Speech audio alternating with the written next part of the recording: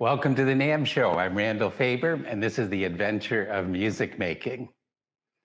In ancient times, the adventure journey was thought to be predetermined by fate. Imagine Ulysses, for example, setting sail on his adventure, his challenges and trials at sea, all playing out what was meant to come. Nowadays, of course, we think more in terms of an unknown future. But we don't set sail blindly in the hands of luck.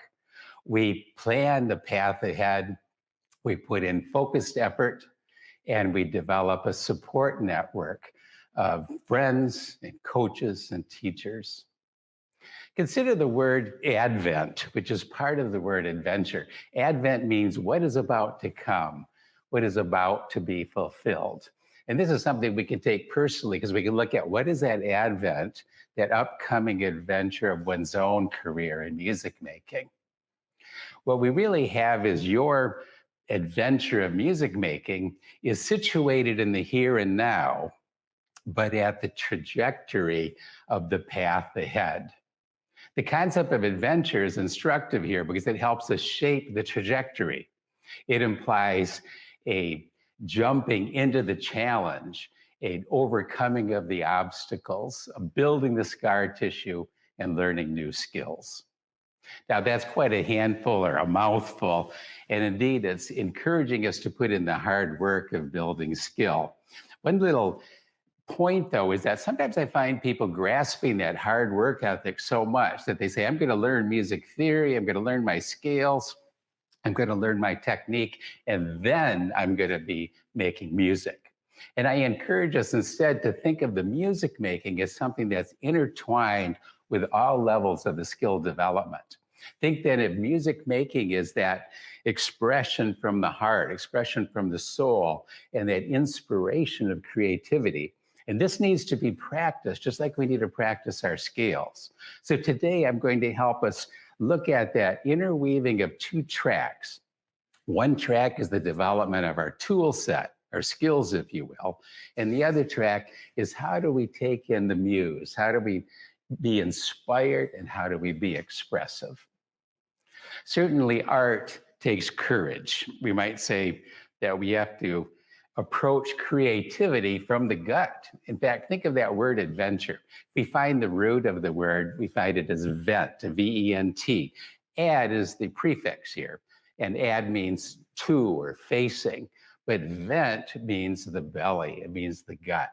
You can think of the word ventral and dorsal and anatomical terms. For instance, a porpoise would have a dorsal fin that refers to the back fin, and a ventral fin would be the belly fin.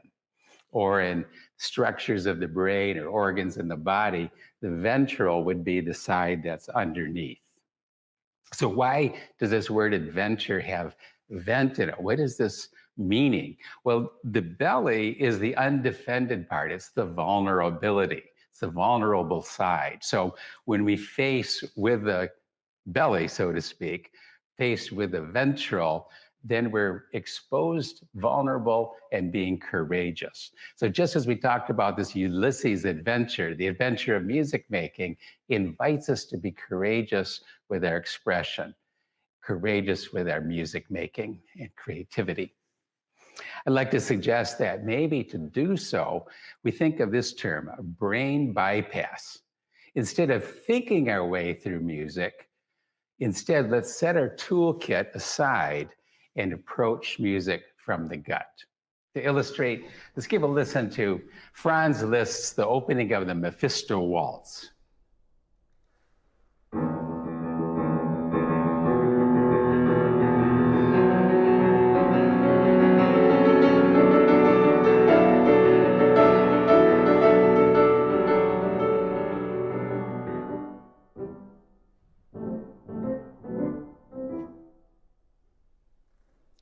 Now, certainly when Liszt was composing this, he wasn't thinking music theory. We're not hearing 1 and 5 chords.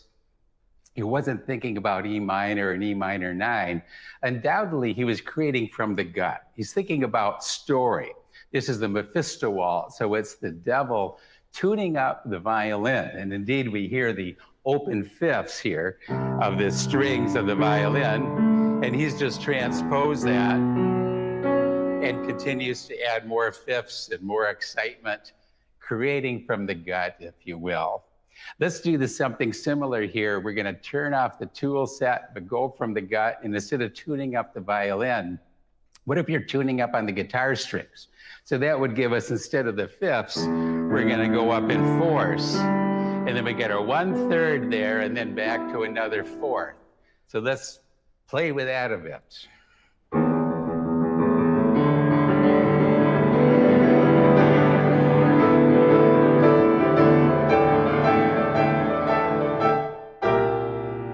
Or flip it upside down and coming down.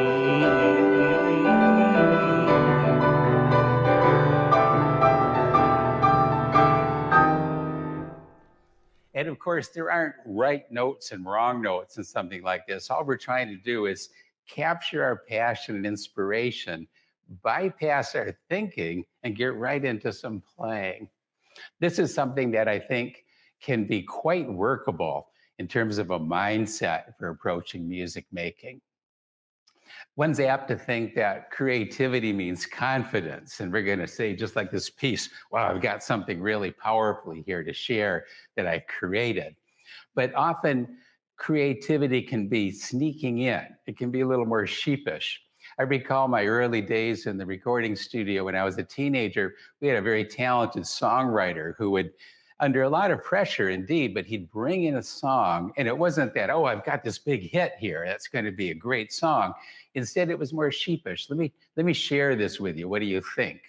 And with that kernel of an idea, we'd work on it. He'd take it back and redo something, work on more verses, and together we'd use our tool sets to craft the song.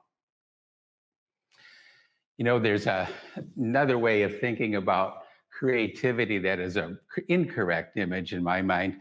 In the conservatory areas, we often think of, or may think of, the artist as being aloof or sophisticated or nose in the air, the snobby artiste, if you will. And that can make us think of music and creativity as being all neatly packaged. But we know that the creativity is real more messy business, if we want to use the old cliche, that it's getting down into the weeds, that creativity from the gut. I like to think of Beethoven, for example, a quintessential adventurer in music making, breaking new ground. And what was Beethoven's life like? Well, you have the image right away of Beethoven's manuscript scattered around his studio, the spilled ink and empty cups of coffee, and half-eaten plates of macaroni. Oh, certainly Beethoven has had his thousands of hours of practice, so he's well developed with that toolkit, but he's in the messy business of creating. And he moves back and forth between taking a walk with his notebook, collecting inspiration, and then moving back to his studio and working with his tools to craft. So this is an interesting dichotomy, playing again what we talked to earlier about having the insight of creativity, but working on that insight with the toolkit. Now, one might ask, creativity, and you're saying creativity from the gut. This is what we're hypothesis here, or our working theory. But isn't creativity a right brain activity? So let's look at that. I think it's worth looking at this lateralization of the brain, because there's been a lot of pop psychology talk back in the 60s about left brain being analytical, right brain being the creative source. And then neuroscientists and psychologists kind of poo-pooed that for a while, and that was no longer in vogue. But then about 10 years ago, we started to see in the pop stream again, drawing on the right side of the brain. I'd like to share some of the current research on that, because with the ability to scan the brain and really look at neurological structures, we have more evidence of what's really going on with these hemispheres. And it may be interesting here as musicians and as creative artists. I'd like to refer to the work of my friend Alhonen Goldberg. He's a Russian neuroscientist who posits that the right brain, the one that we think of creative, is processing novelty. So things that are new tend to be processed in the right brain, whereas where we're expert our routines, things we've done over and over, tend to be more processed in the left brain. So when we think of our skill set as a musician, we're doing things over and over. We're practicing scales. We have little riffs that just seem to flow out of our fingers. And so what we do time and again gets enriched and routinized in that left brain, but we're in a new scenario, something where we can't relate it to the tried and true. That's processed in the right brain. I think that's quite fascinating and quite workable. Another author you may be interested in is Ian McGilchrist, and his work on a book called The Master and Its Emissary. I had the privilege of meeting with him in England, and again talking about creativity, comparing Goldberg's work with McGilchrist. And he suggests that we orient ourselves on that right brain. So our situated self is really in that here and now and right brain, and we dip into utilizing our tool set. But sometimes what happens is we build expertise, we start to live inside of our zone of expertise. In other words, we live into the four walls of our routine. So I recommend that we want to break out of that routine and be dipping into it, but not being constrained within it. We might think in terms of a goal would be to cross-lateralize or cross-talk between these two brain hemispheres. And indeed, in my earlier times, I would talk often about that we're involved with the study of music, and music being right brain and study being reflecting on, that we're adding more neural connections across that corpus callosum, which is the cable network that connects right and left brain hemispheres. And there's probably something positive and true about that. But what's really interesting and a little bit unusual, I guess one would say, is that if we analyze the channel of that corpus callosum, it's not just connective tissues to have crosstalk, but there's actually inhibitory neurons and chemical reactions that inhibit the crosstalk. Isn't that interesting? So intuitively we say we want more connection, but what does nature do for us? It actually inhibits those connections, so that the right brain can operate at times more independently of the left brain, and vice versa. And this is possibly a very good trait of the human species for us to learn and invent new things, to not get stuck in a rut, and when we need that expertise, to have it fully available. You know, in some ways, I reflect on my years in Nashville, and the idea of the innocence of creativity is something that I saw often of new songwriters coming into Nashville. A lot of optimism, and sometimes with some great ideas. But over time, it seems to be that the professionals, the experts that have written hundreds of songs, they're the ones that have the secure profession. And that difference there is in that the expert, the professional, has built up that repertoire of craft and skills, a tool set to dip into. So not just relying only on inspiration, but can work the tools around the inspiration. That reminds me of the stories of Neil Diamond. He'd be in his airplane flying somewhere with in his travels from the airport to another airport, and everyone else in the plane is watching movies. And where is Neil Diamond? He's sitting there with his pad of paper writing lyrics, and not just inspired lyrics, but scratching out and rewriting, revising. So we get the inspiration and we get the craft of that hard work. That's the intertwining that we want to look at. So in summary, then, there's a strong dichotomy, if you will, of inspiration, and what I like to say, inspired from the gut, if you will, with our brain bypass, but then the processes of not just building our toolkit, but dipping in and utilizing that toolkit. And we get a crosstalk and on and off, sometimes fully one direction, sometimes fully the other, and sometimes weaving them together. Perhaps we can illustrate that at the piano with a little simpler context. Let's bring out some Bach, a Bach first prelude in C.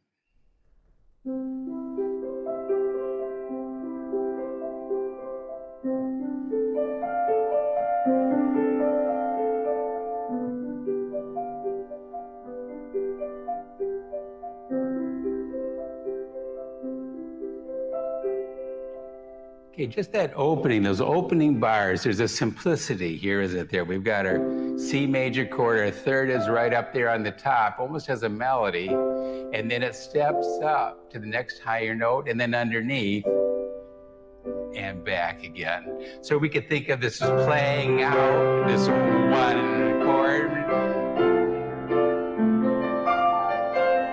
and then the 5,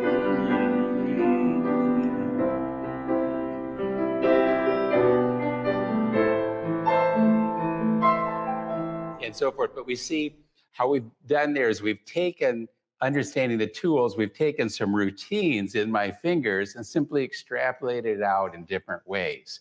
That comes from the patterns, and yet we have an inspiration from either an external idea, or we could dip into something that's even more out of the box.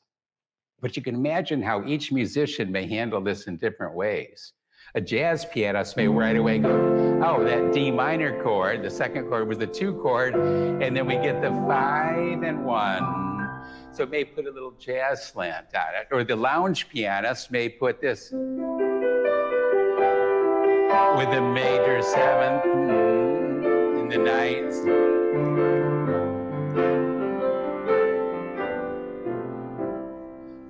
Maybe you like that major 7 sound, but we don't want it quite as overt here over the top. And maybe we want to make it a little edgier. How about if we put the 7th underneath? That's an interesting sound. So we might.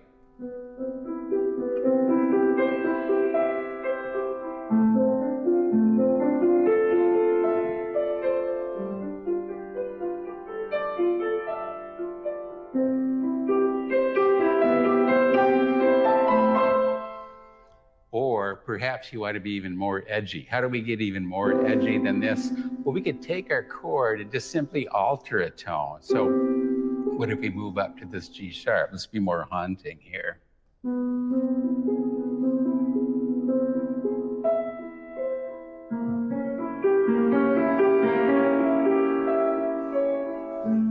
In other words, we can dive into whichever toolkit we want, or we turn off our toolkit and we just see what emerges. We have to think in that creativity that often of not right and wrong, but exploration. That exploration will take us to new expressive depth. I'd like to summarize a bit then. We have our tool set and we have inspiration. And what we do in Piano Adventures is we give a curriculum that builds that tool set. In other words, if you're a musician and you need to learn more on your scales and harmony, our Piano Adventures scale and chord books, especially 2 and 3, can be wonderful ones for learning harmony, viewing the scales and the keys in different ways, finding little patterns in the scales, transposing them, and working through chord progressions in various keys. Or if you want to dig into reading music and that's something you haven't explored yet, our Adult Piano Adventures course may be just the right books for you. Or if you've explored a little bit of reading in the past and you need to brush up, Adult Piano Adventures Book 2. Also want to highlight for some of you keyboardists, some of you would like to just be able to get around the keyboard with more speed and control and fluency. Check out our faberpiano.com for our Technique and Artistry video series, as well as the Technique and Artistry books. We have a new book called Hannon Faber. You've probably heard of the Hannon exercises. The Hannon Faber book takes a very different twist on that, more efficiency video showing how to use the wrist and the hands and the arms in combination for more proficient playing. We talk often in Piano Adventures about developing musical minds and hearts. The musical mind is that fluid movement between those hemispheres. From the heart is the expression. And what we looked at today was making music from the gut, that creativity. So think of patterns in the brain, technique in the fingers, and that musical expression, creative expression from the gut. Let's turn this over now to you and some questions that you may have. One question that comes up from people quite often is, a scale or a key signature. What's the significance of a key signature? And how do I know? Do I have to know what scale tone I'm using when I'm creating? And I just would like to share with you just a little insight of, each scale step has this function or expression relative to its home note. So if we're in the key of C, for instance, that C is anchoring, and that fifth tone is really dominant, right? So that's what we call it, the dominant. It's the powerful 5. And on that dominant here, you can explore and go outside of your scale much more than when we're on our 1. So on our 1 chord, maybe we're going to be a little more cautious of staying away from those half steps here. But with that 5, now not only using any scale steps, but drifting away on the 5. So just some little ideas like that can be helpful in terms of stimulating some creativity. So we have a question from Madeline. What are the names of the books using the chord progression? That would be specifically Piano Adventures Scale and Chord Book 2, and then again in 3. So it just depends on how proficient you are. There's a lot of exercises and transpositions in both of those. And so I encourage you to take a look at both. But both of them weave through patterns in keys and taking that pattern through many keys. And that's where we incorporate the chord progressions based on that tonal set of the tones of your scale. So it's a great integration there that I think you'll find helpful. Hey, I wanted to just to share something quickly. Our editor in Germany just shared with us a video link, a little preview of our Beethoven.com, our Beethoven.pianoadventures.com website. And I thought I'd share that with you just for a moment, shall we? Because Beethoven being the quintessential adventurer in music making, I think you'll find this inspirational. Welcome to Beethoven Independent Man, a website with a fun way to do some online learning about this great composer. This site, presented by Faber Piano Adventures, was created last year in celebration of Beethoven's 250th birthday. On the site, you'll find 8 biographical stories and corresponding search and discover activities. The stories take you through the various stages of Beethoven's life, beginning in the city of Bonn, where he was born and spent his boyhood, and ending in Vienna, where his funeral was attended by over 10,000 mourners. They're put together in a storybook fashion with photographs, artistic illustrations, and historical paintings of important people and places in Beethoven's life and development. And they're told in a way that you feel like you're there as events are unfolding. At the end of each story, you'll find a featured performance with listening suggestions. The search and discover sections include extra fun facts and anecdotes, and they address even unexpected aspects of the composer's life, like why he wore such bulky coats with big pockets, or who was this mystery woman to whom he dedicated his famous Für Elise? What did his pianos look like? Click on a red link and you'll find even more images and scores, serious or fun videos, and just maybe a long rabbit hole you never expected to go down when reading about a composer. There's more listening too. Piano music, chamber music, musical jokes, symphonies. A great all-round introduction to Beethoven's revolutionary music and his life as an independent man. The site is free for all and is intended for students and teachers of all sorts, as well as for any music lovers interested in a fun way to dive in and learn a little, or a lot, about Beethoven. Come and take a look at beethoven.pianoadventures.com. Thank you so much for sharing that, Amy and our producers there. I appreciate that.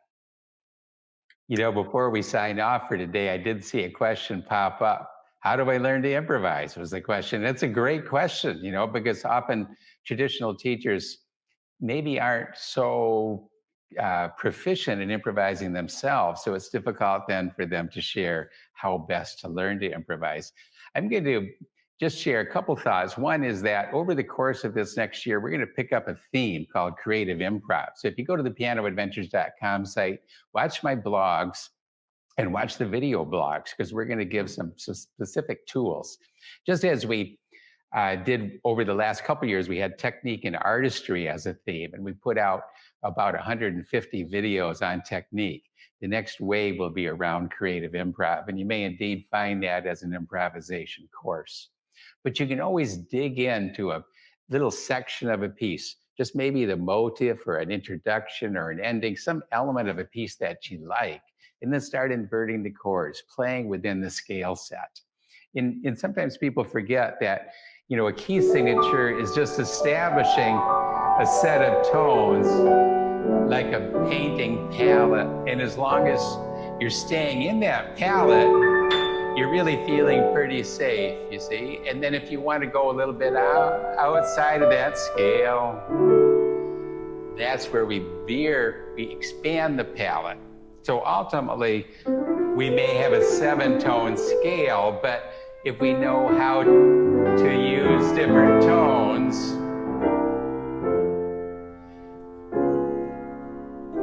we can veer outside that to a broader palette.